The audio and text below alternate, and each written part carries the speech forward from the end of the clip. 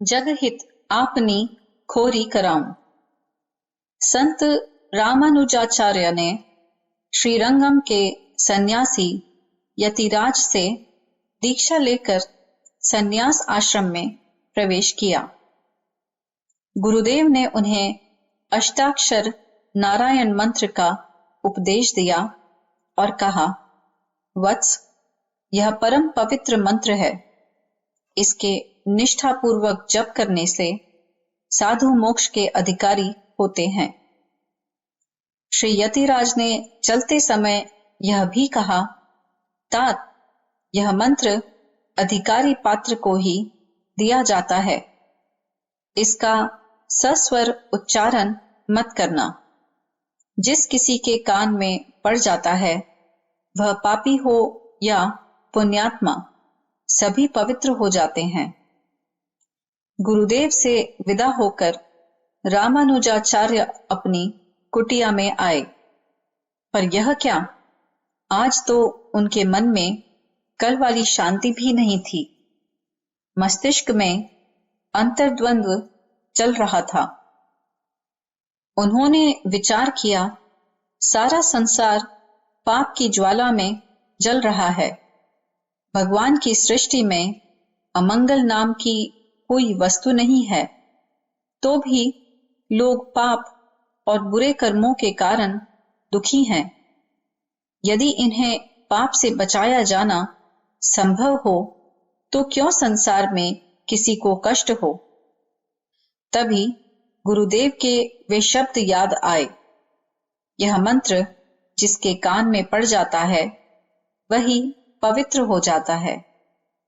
फिर यदि ऐसी शक्ति है इस मंत्र में, तो उन्होंने उसे सस्वर उच्चारण के लिए मना क्यों किया। सन्यासी को एकमात्र लोकहित की चिंता होती है। फिर यह मंत्र जिसमें लोकहित का सार छुपा है, उसमें बंधन क्यों लगाया गया। देर तक विचार मंथन चलता रहा। यदि गुरुदेव की आज्ञा मानता हूं, तो अपने सन्यास धर्म और संसार को पाप से बचाने के कर्तव्य से गिरता हूं। अपनी हानि नहीं, पर लोक हानि होती है। यदि गुरुदेव की बात नहीं मानता, तो आज्ञा उल्लंघन का पाप लगता है। इस मानसिक संघर्ष में नींद नहीं आई। 2/3 रात ऐसे ही अंतर्द्वंद्व में बीती। प्रातःकाल होने को आया तो एकाएक रामानुजाचार्य उठे और मकान की छत पर चढ़ गए और खड़े होकर जोर जोर से ओम नमो नारायणाम, ओम नमो नारायणाम चिल्लाने लगे।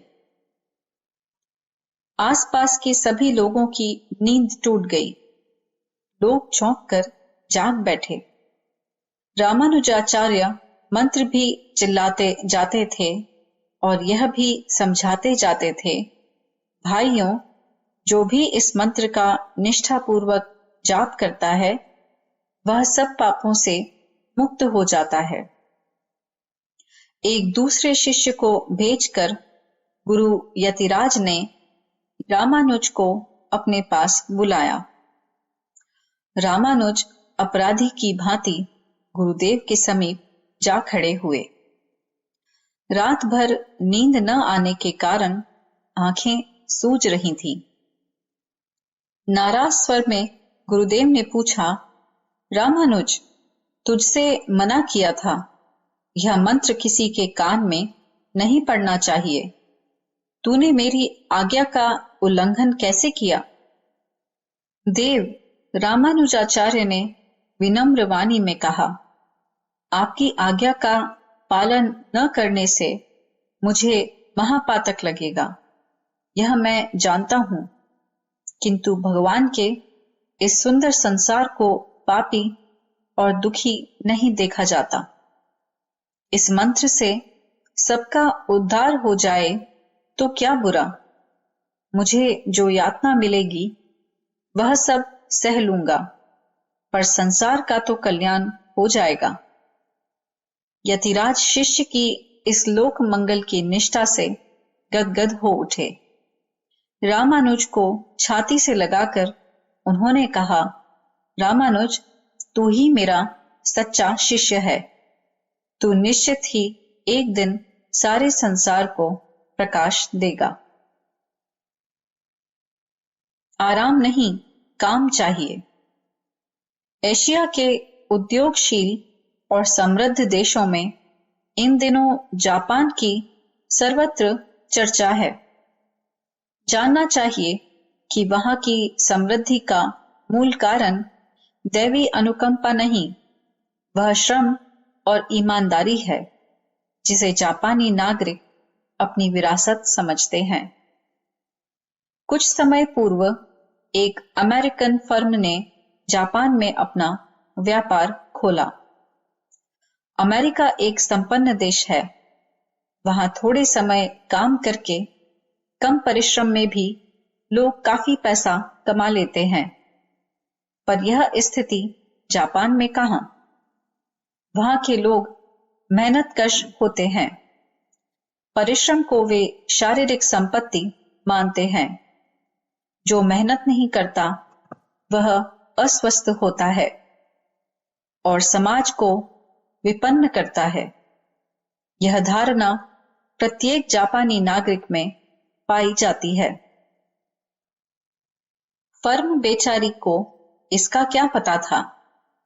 दूसरे देश में जाकर लोग आमतौर से अपने देश की उदारता ही दिखाने का प्रयास करते हैं। अमेरिका के उद्योगपति ने भी वही किया। उसने कर्मचारी जापानी ही रखे, साथ ही यह भी निश्चय किया कि अमेरिकन कानून के अनुसार सप्ताह में केवल 5 दिन काम होगा। शनिवार और रविवार की छुट्टी रहेगी। साहब बहादुर का विश्वास था कि इस उदारता से जापानियों पर बड़ा असर होगा।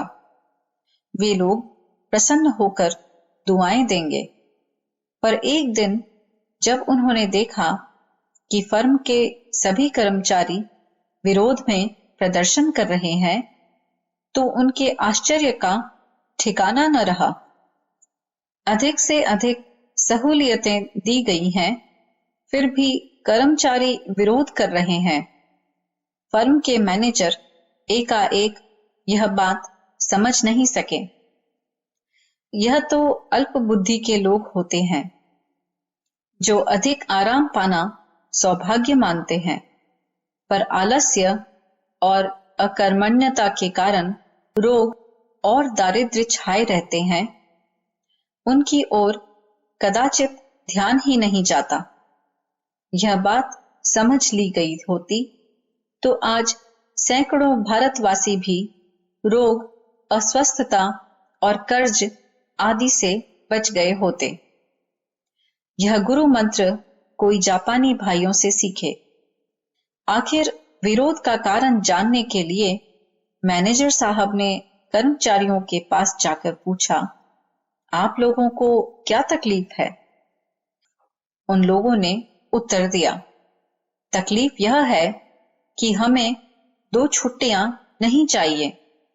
हमारे लिए एक ही छुट्टी पर्याप्त है। ऐसा क्यों? पूछने पर उन्होंने आगे बताया, आप जानते होंगे कि अधिक आराम देने से हमारी खुशी बढ़ेगी। तो यह आपका भ्रम है। अधिक छुट्टियां होने से हम आलसी बन जाएंगे, परिश्रम करने में हमारा मन नहीं लगेगा और उसका दुष्प्रभाव हमारे वैयक्तिक और राष्ट्रीय जीवन पर पड़ेगा। हमारा स्वास्थ्य खराब होगा। छुट्टी के कारण इधर उधर घूमने में हमारा अपव्यय बढ़ेगा। जो छुट्टी हमारा स्वास्थ्य गिराए और हमें आर्थिक भार से दबाए, ऐसी छुट्टी हमारे जीवन में बिल्कुल नहीं खपती। अमेरिकन उद्योगपति उनकी इस दूरदर्शिता और आदर्शवाद पर मुस्कुराए बिना न रह सके। उन्हें कहना ही पड़ा, जापानी भाइयों, आपकी समृद्धि और शीघ्र सफलता का रहस्य हम आज समझे। सचमुच परिश्रम और पुरुषार्थ ही समृद्धि की कुंजी है। आप लोग कभी निर्धन और अस्वस्थ नहीं रह सकते। न जाने यह बात हमारे देश वाले कब तक सीख पाएंगे।